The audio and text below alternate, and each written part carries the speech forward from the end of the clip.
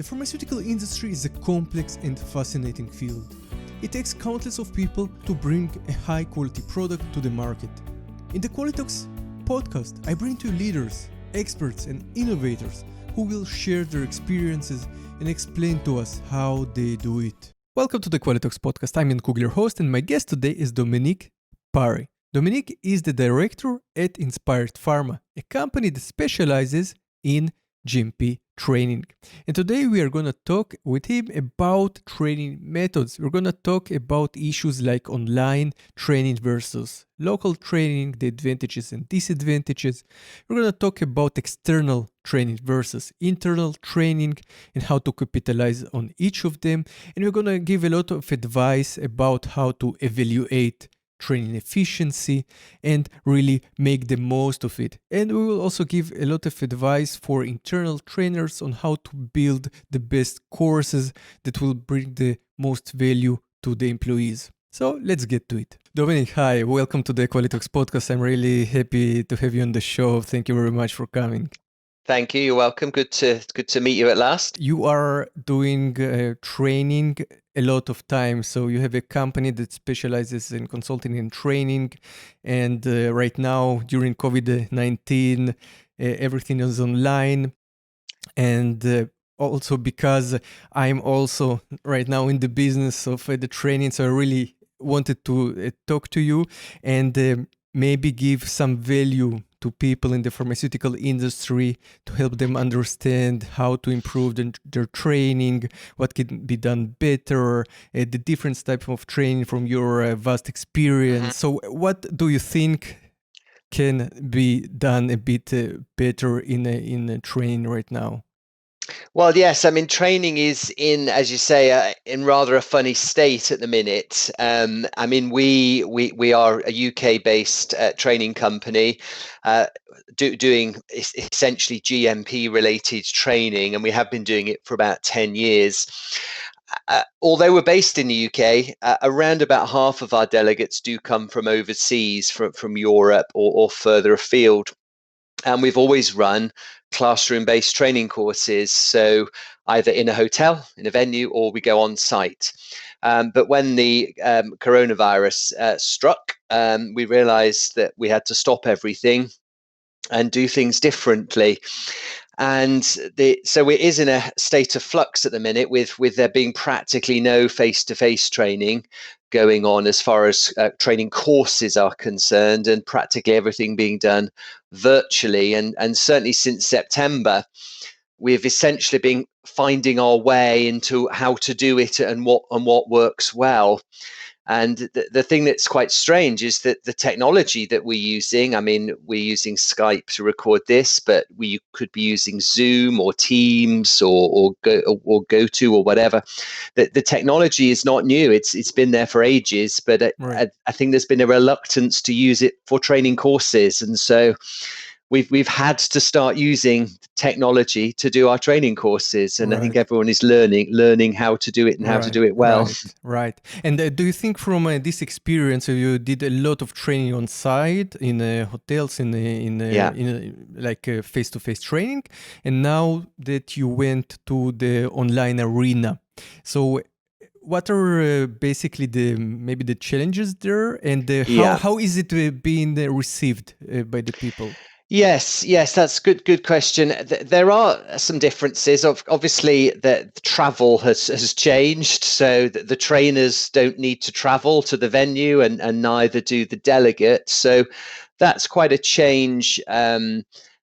Certainly in the lives of the tutors, it's a change because you're at home essentially a lot more and not away so much. But most trainers do get a buzz out of being in front of a group of people, and gives them maybe getting a bit more energy. Correct. Yes, correct. And if it's going well, it really is going well, and your adrenaline is firing and everything like that. With an online course, or I'll use the word virtual, with a virtual course, because an online is something you've pre-recorded in advance with no interaction. A virtual course would be where there is interaction, where the tutor is presenting and the delegates can talk. You are all together, but not in the same way. And it's difficult to judge body language. It's difficult to judge understanding. It's difficult to judge if people are with you or not necessarily with you. And that is a little bit easier if you've got your webcams on, because you can at least see a face.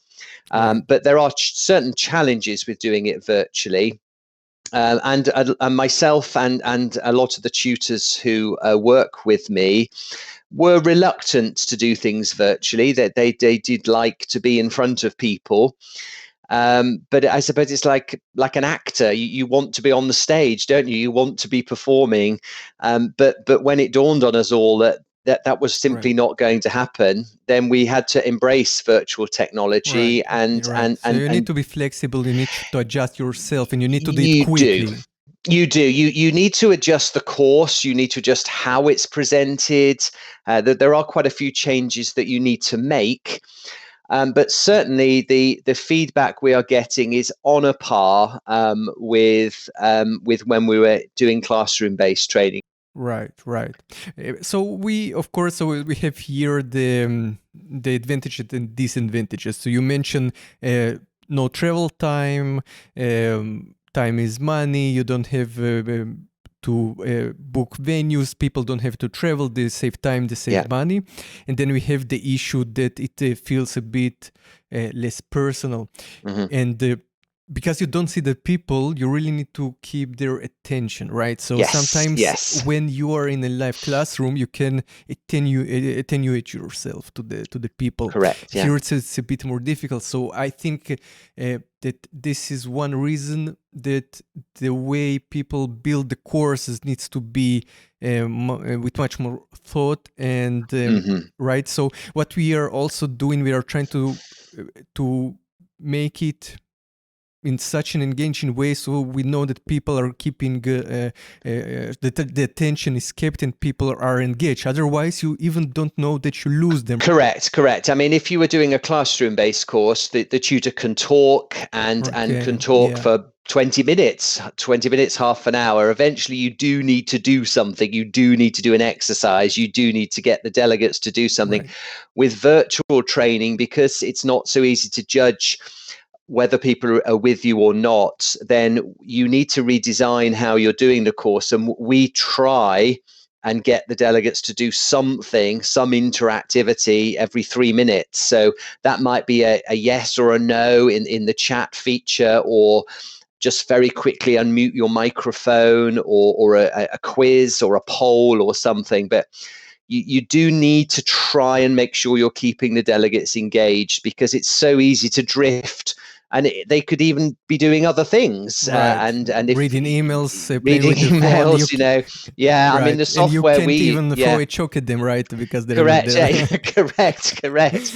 The software we use will tell us if someone is doing something else on their main computer, but it wouldn't tell us if they've got an iPad or a phone next to them and they're doing something else. So you just got to keep them engaged. And you again, for some of our bigger courses, we've always got more than one tutor, and the tutor that's not the active tutor is keeping an eye on the interactivity and just seeing if anyone is not responding at the minute.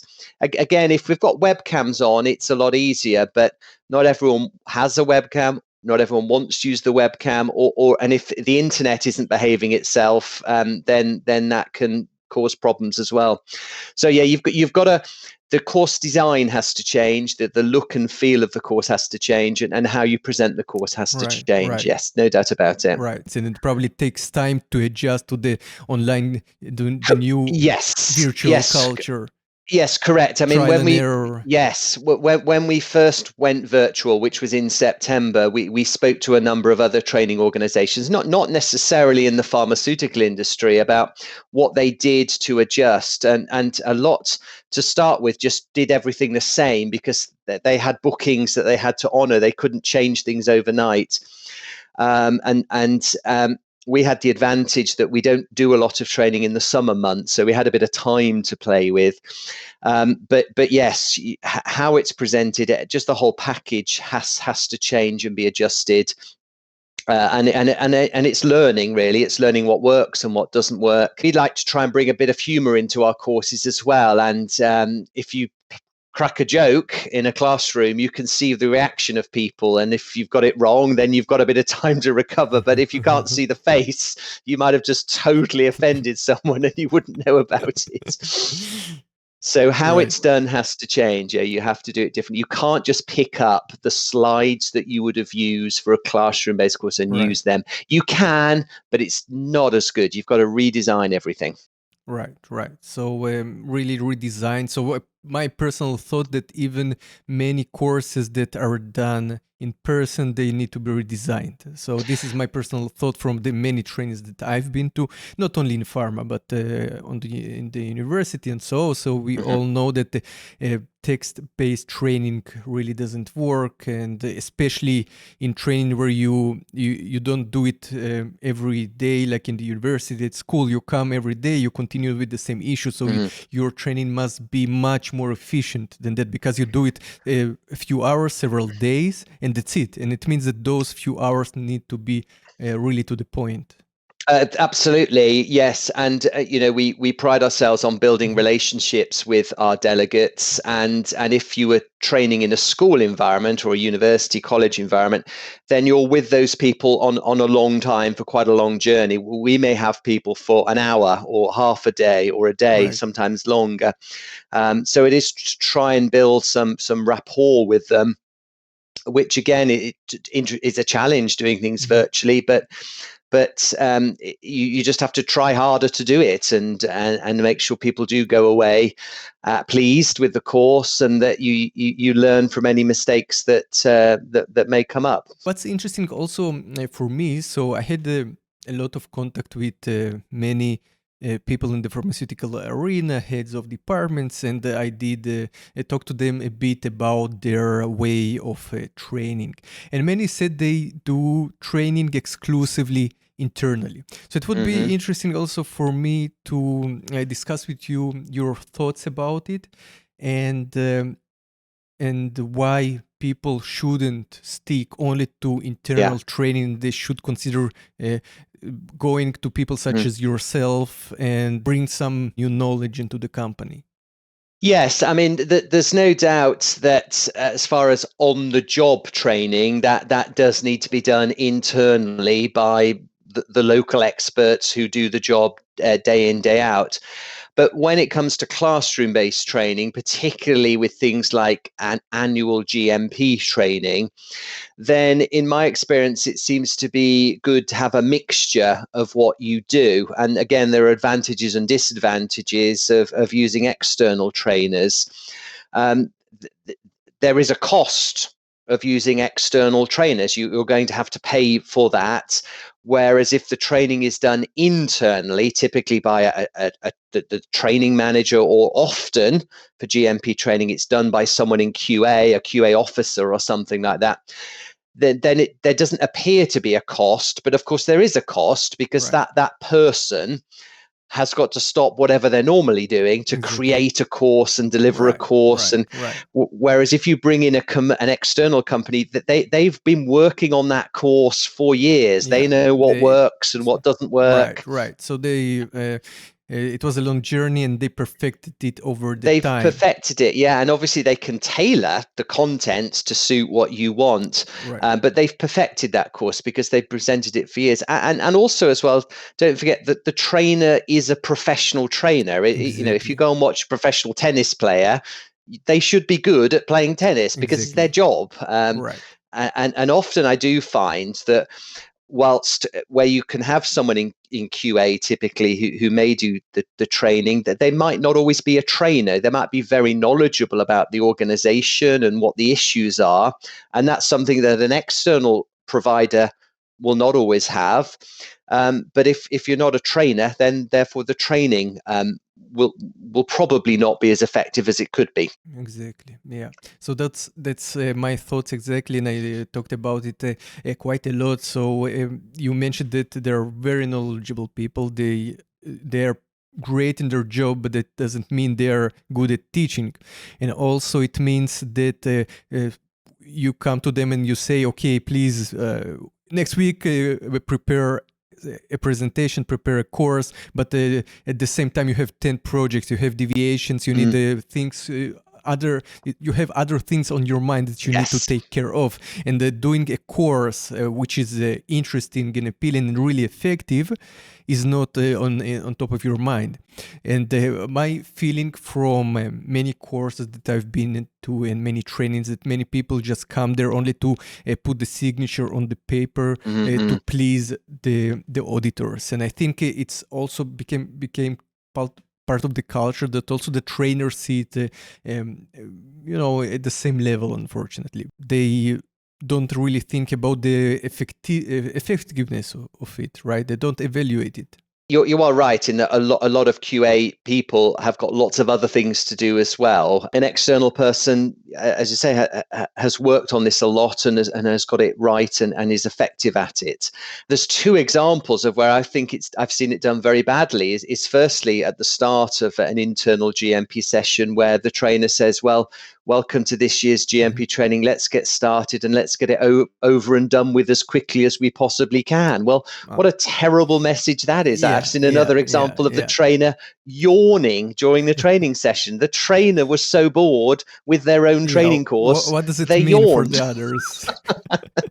So, but there are some excellent QA people and trainers out there who are employed for pharmaceutical companies, but often it's not the case. That often it's just an additional job that's given to someone every so often, and that's where it's not as good, I don't think. I think a mixture is good, and we have customers that bring us in all the time, regular customers, but we have other customers that we'll hear from 1 year and we might not hear of again for another couple of years, and it can be quite cyclical. I think that also big companies, correct me if I'm wrong, are really confident in themselves. I think too much confident. And what I see is they have people who work in the same company 30, 40 years, and they sometimes never been to another company. And they perceive themselves as experts, and they're amazing and knowledgeable people. But the problem is when you stick to one company, to one process, you have blind spots. And those blind spots can be really dangerous. And we know that many big companies, although they consider themselves, huge and successful companies, they are not immune against warning letters and the findings. And most of the findings is because they stick to the same processes and they don't hear new points of view and advancements in the field, right? You get in your comfort zone and you get used to working within that same organization, and yes, it can be brilliant. You can be an absolutely brilliant person doing the job that you do, but it is worthwhile stepping outside and seeing, well, what's going on in other organizations, and also I think a lot what goes on in other sectors as well, because the pharmaceutical industry, I always felt, was quite narrow-minded. It only looked within itself, but now you see a lot of the pharmaceutical industry looking outside and seeing what goes on in other sectors and taking good ideas from other sectors, and bringing that into our own GMP requirements. Exactly. Yeah, that's really interesting point. So I had a podcast about risk management with Alexol, and we talked a lot about how pharma is a bit lagging behind in comparison to other institutions like the finance. So the finance, they don't deal with human lives, but they are much ahead because they deal with money, and sometimes money is more important. Correct. Right? Yeah. And they have amazing systems in place, and we really talked about all the issues. So you're right, it's really a good idea to maybe go to so many organizations have change controls and deviations, even though they're not pharma, like car companies, right? Car manufacturers. Oh, yes. So you can learn a lot also from them. So maybe it's a good idea also to mix it up with the training, and at least send the heads of departments and some managers to external trainings, even if you cannot afford to send each person, each worker and employee to such external trainings, but at least to bring some additional knowledge that can be later distributed. Yes, that's right. I've got some customers in the north west of England, near Liverpool, and if they don't still do it now, they were about 5, 6, 7 years ago, sending key personnel to the Jaguar Land Rover facility to see how cars are made. They didn't go to see how cars are made, but it was all about how the systems are in place Right. about making that product. That is quite common to go and have a look elsewhere and learn from other sectors. Yeah, absolutely. So we talked about effectiveness, right? So it's a really interesting point and issue. So when you go to university, school, you do it for a long time, you have it tested, and so how do you evaluate efficiency and effectiveness of training, and what is your advice to companies that do it internally? How can they really evaluate training correctly? Yeah, it's a GMP requirement that you evaluate the effectiveness of training, but that's all it says. It doesn't give you any indication of how you actually evaluate the effectiveness of training. There was a guy called Kirkpatrick, that was his last name, Kirkpatrick, who introduced the idea that there are 4 levels of training. And I'll quickly run through what they are. But level 1 is a quick reaction to the learning. So that would be like if I trained you to do a job and I just say, do you understand that? And you go, yes. Any questions? No. That's level 1. If it was a training course, it would be me giving you a happy sheet, an evaluation sheet out at the end. It's just an immediate reaction to that learning event. And we tend to do that because it's a polite, it's a human thing to do. Are you okay with that?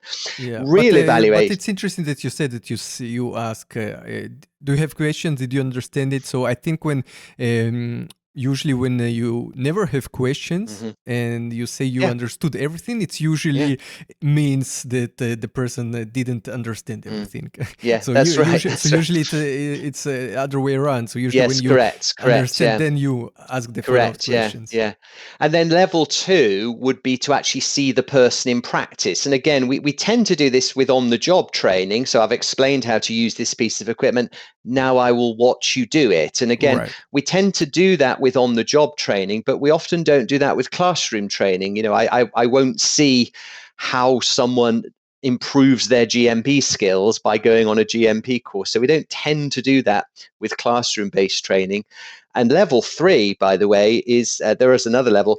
Level 3 would be providing feedback on the output. So for example, if someone's doing a job, you look at the results and you say, well, this is fine, this is good, this one's good, this needs a bit more work here. If you had done that differently, then this wouldn't have happened. And again, you tend not to see this going on very much with on-the-job training, but it should be. And that often isn't done after classroom-based training. And the final level, level 4, is evaluation of the effectiveness of the training organizationally. So the cost benefit of training. So if we send everyone on a let's have less accidents training course, there should be less accidents. Otherwise, that training was a waste of time. And often I don't see this level 4, the actual evaluation of the effectiveness of training organizationally.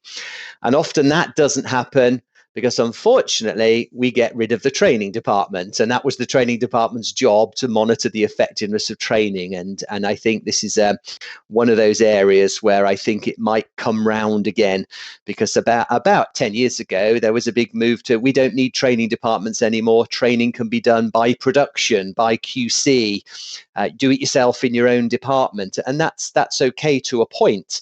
But it does tend to mean that no one is looking at the strategy of training and whether training is actually working or not. So your advice is, for example, if you had some training on, let's say, how to deal with deviations and how to minimize them. So you should, after that, take the department and watch what was their progress through the year. Did they manage to find the root cause for more deviations than last year, for example? Correct. And again, one of the what you often find is when an organization decides, well, what are we going to do in this year's GMP training? They'll say, well, where did we have most of our problems last year? Well, most of our problems might have been too many deviations or missing signatures in batch records or something like that. So it's quite right that that should be the focus of this year's training, and that's great. But of course, you then need to see a result of that. There has to be some outputs, that some effect of doing that training. Otherwise, the training hasn't really worked, has it? What is your advice? How to establish such procedures? When it comes to GMP training, how do you measure that? Well, hopefully, if nothing else, then your quality metrics stay the same, or get better if you actually had a problem in the first place. But sometimes there are soft ways in which you can evaluate training by just general levels of compliance to GMP. The accuracy of batch records and things like that. It's sometimes it can be difficult to quantify the impact of a training course organizationally, but that doesn't mean we shouldn't give it a go.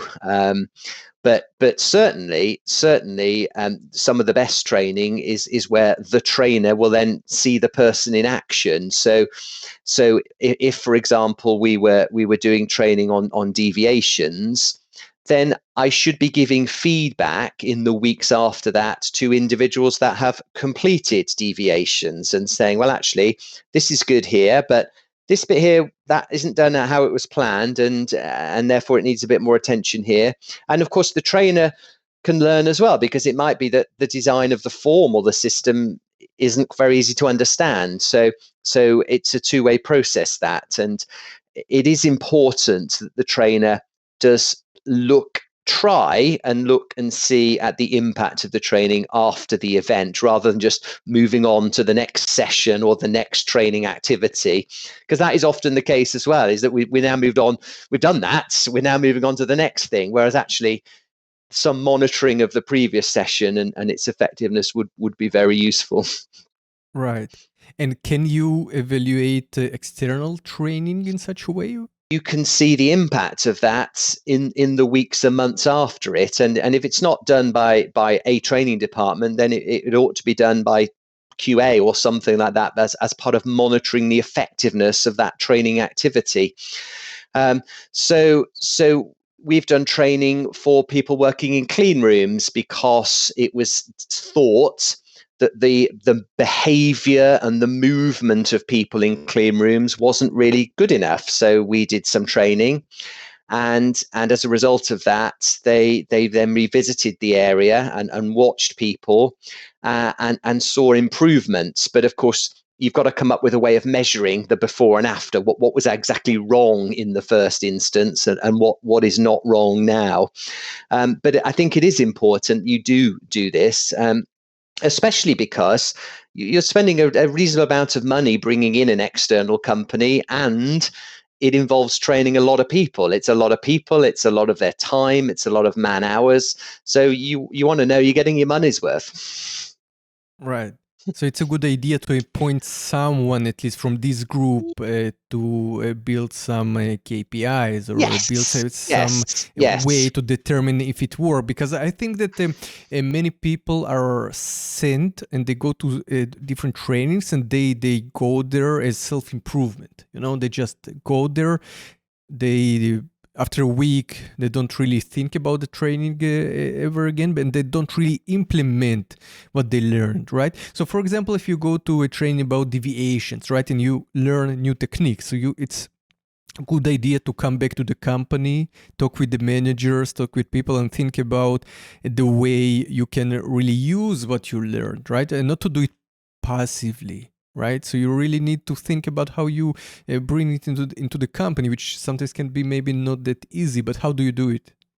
Yes, I mean, again, this is quite a management issue, really, but it is very easy just to send a member of staff on a training course, and when they get back, it's like, did you enjoy that course? Yes, right, get on with it then, make it happen. You then need to build in some targets and objectives for that individual to take that training further forward. So as a result of this training, sit down with the person who returns from a training course and say, well, what did you learn from that training? What did we learn? What are we doing right? What are we doing wrong?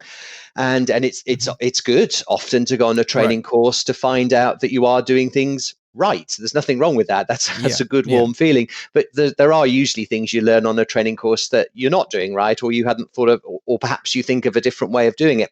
So you should be bringing that back to your boss and saying, well, actually, I think in the case of deviations, it would be better if we did this and this and this. And therefore, the manager should then be saying to that person, okay, that's interesting. Let's see what you can do about this. I'd like you to implement, or at least, get some key stakeholders involved and saying, well, what do you think about doing this? And come up with a plan of attack for implementing some of these ideas, particularly if it's a significant system like deviation or change control or validation or something like that. And again, I suppose it's like everything else. It's only worth doing this if it's worth the effort. But I think that is down to management, really, to make sure that someone returning from a course, it's not just a certificate in a training record. It is something that can be of benefit to the organization as well as the individual. But both are important. Both are very important indeed. Right. So if you go to a training, and the managers who send the people to training, the people should come back. They should not just hang the certificate somewhere. They should do a meeting and tell everybody what they learned.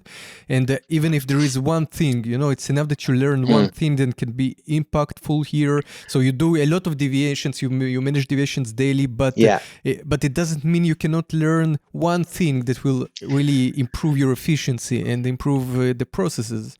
Yes. So, correct. And we always say to people on courses, change things by evolution rather than revolution. Rome was not built in a day. So everyone finds it a little bit annoying when someone comes back from a training course with all these brilliant ideas and they're going to change the world overnight. And things don't happen like that in the real world. You've got to bring people with you, and you've got to do step-by-step changes towards your end goal. Exactly. See what works, because not everything does work in organizations, but at least you've given it a go.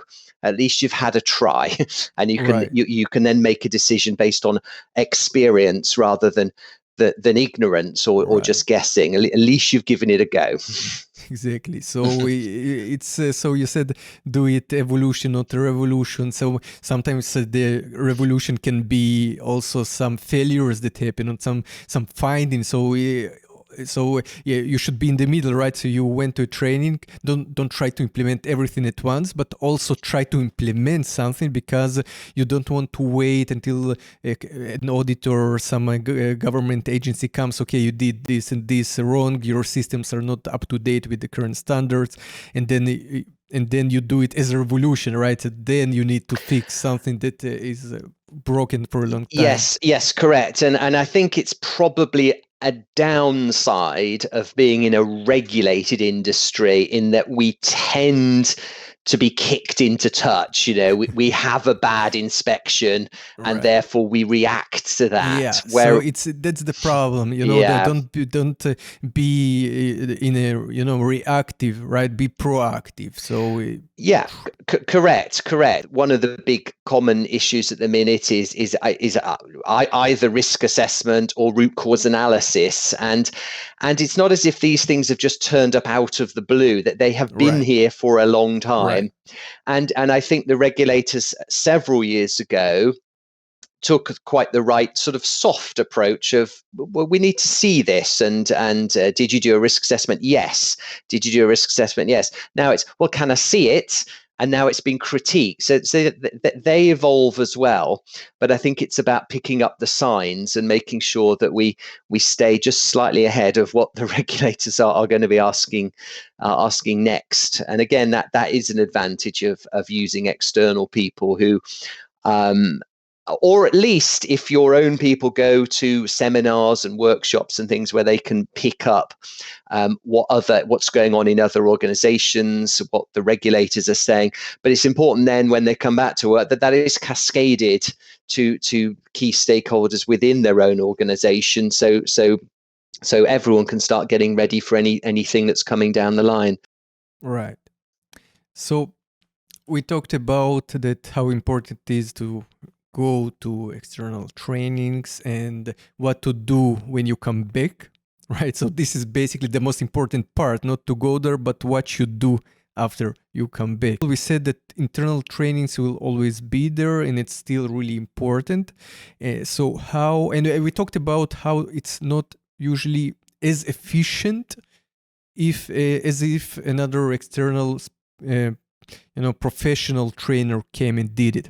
So what can you advise internal trainers that it's maybe not their main job? Yeah. Okay. Yes. What can they do Yeah. better? Yes. Of course. Yes. The funny thing, the sort of funny thing I'll say just before I say that is I get a lot of training managers will say the same thing to me, and it won't be just me.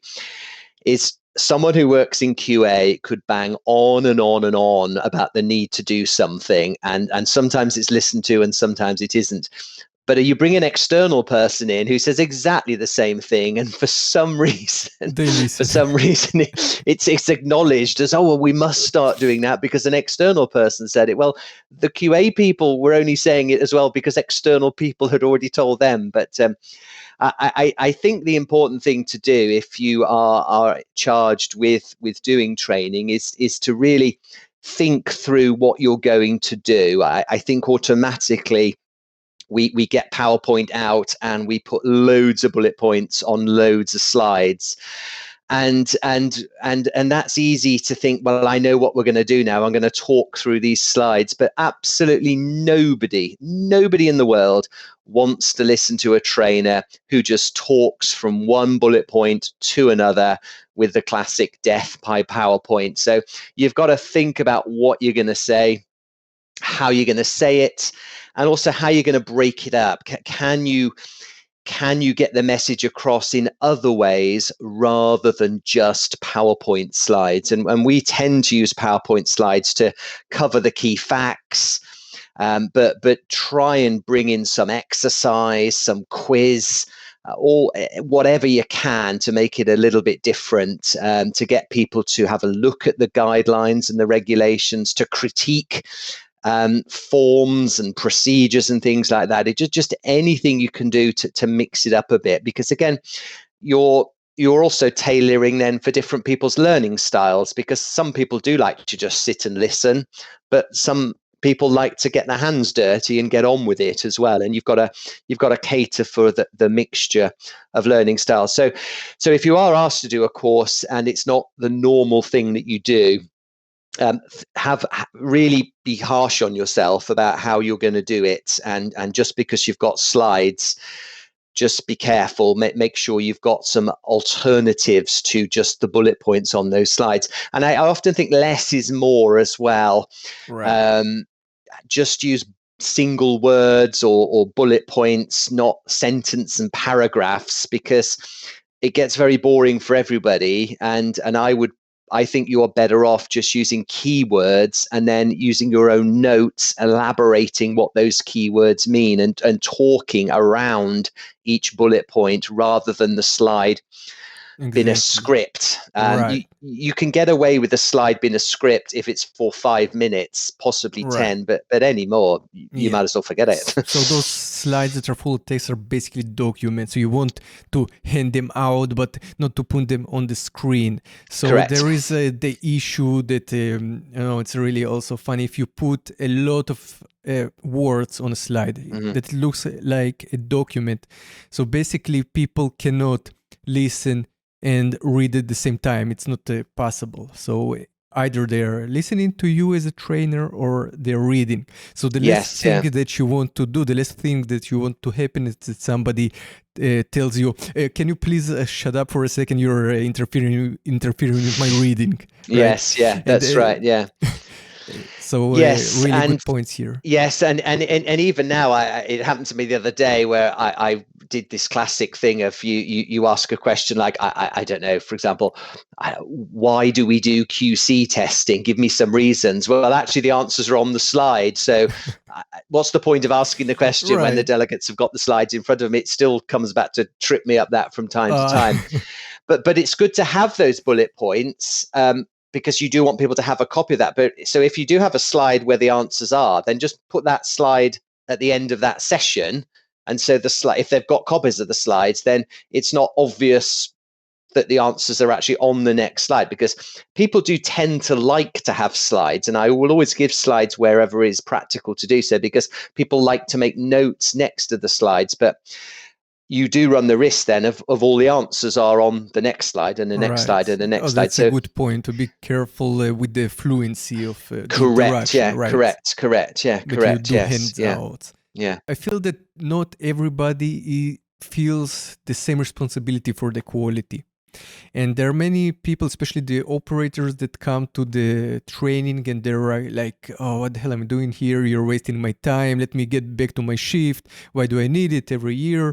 And so I think that's really important, not to, as you said, like the person, the example that you gave, that somebody came and said, oh, let's finish it as quick as possible. So you're just giving the impression that it is useless. So if you are working with grown-up people, grown-up people need motivation. So you need to show them at the beginning why it is their benefit to be attentive and to stay throughout the course.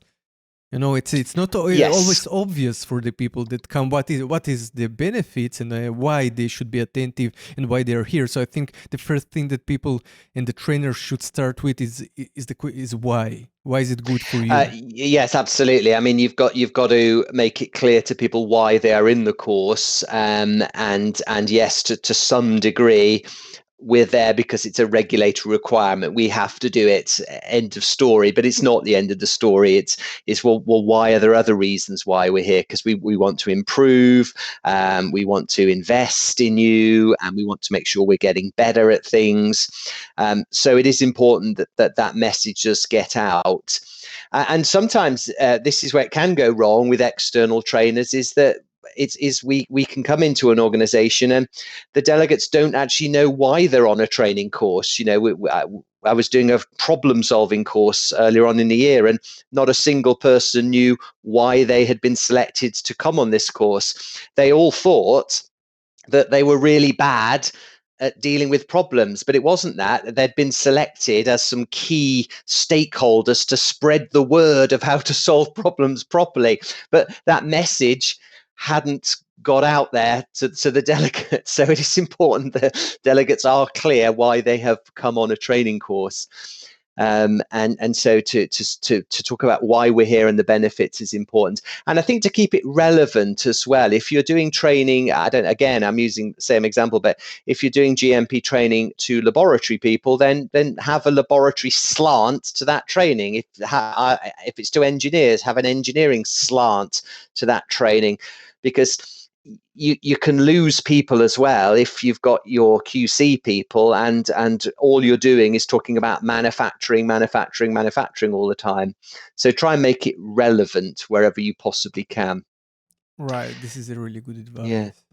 The other thing as well that I think also works well, and I've always been able to avoid this, is where we've been called in and saying, can we have one course for management and one course for everybody else? And I'll normally say, well, why do you want to do that? And it's all a bit different, isn't it? And people need a different message. Just trust me. Bring everyone together, and it's ever so powerful where if you go on a course, regardless of your level in the organization, and sitting next to you is the site head, because it just shows that the commitment to the course, the message, right. GMP, whatever it is the same. So I tend to try and avoid doing separate courses for different layers of an organization. I will do it separately for different departments, possibly, so it can be tailored. But it's best if everyone gets the same message, and it does show commitment all the way down if all the senior management team attend the training sessions as well as everybody else. I think you should pick your timing as well for doing trainings. Sometimes you will need to do training because something's changed or something has gone wrong. So that's absolutely fine. But there will be some training that is done on a repeat basis, for example, GMP or aseptic manufacturing if you work in a clean room. But I think you should think about how often you should repeat it, every year, every 2 years, and the duration as well, because you don't always need to go on a full 1 day training course all the time. Sometimes less is more. Sometimes a couple of hours of powerful messaging is much more valuable than padding it out for a whole day. And often we find as well that it's easier to administer training if they are short, sharp sessions, because if it's a 2-hour session, you can probably get 3 in a day. And then people can have a choice of when they come, and it can help with shift patterns and when people are in and are not in. When you get to day-long courses or 2-day courses, it's very difficult to roll that out to an entire organization. It's fine if you have a select bunch that are doing the training for a specific reason. But do think of duration, and if it's going to be anything more than half a day, you're going to have something good up your sleeve to keep people captivated and interested. Right. There's no doubt about it. Right. So yeah, duration and frequency, I think, is important, and just try and use different styles. I mean, I have trainers. Some are more outgoing than others. Use a mix. Some people. I used to work with a guy who had quite a monotonous voice, so I always mixed him up with someone else who was more sort of, their voice was sort of more up, and well, me. But mix up the training if you can as well, to share the load and just to give a bit of variety. I think is important too. I think some people just do like training. They just do like being in front of people. And if you've got anybody like that in your organization, then use them. Use them because they're an asset. And I think it's often easier to get the trainer to learn the knowledge than rather have someone with the knowledge learn how to train. I think it is. I would always tend to try and pick the better trainer than the more knowledgeable person. That's probably insulting all of my trainers now, but I to me, the ability to train is more important than the knowledge. Hopefully it's not that far away, but to me, what pips it is their ability to train. Great. Thank you very much, Dominic. Very important points here. So if people have questions or want to follow up with you, how can they reach you in the best way? Of course, yes. Well, I'm on LinkedIn, so you can connect with me on LinkedIn, or you can send a direct email to the company, which is info@inspiredpharma.com. If you just Google Inspired Pharma, you will find us there, hopefully on the first page.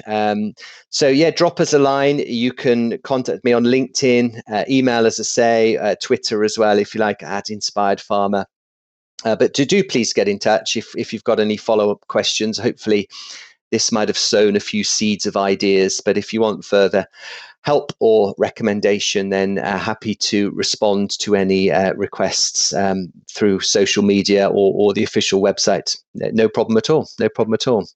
Perfect, Dominic. Dominic Parry, everybody, thank you very much for this Thank you. nice and exciting talk. Thank you, Jan. Lovely to do it. Thank you for tuning in and watching or listening to this episode of the Qualitalks podcast. I hope you enjoyed it. If you did, consider subscribing and sharing it with your colleagues.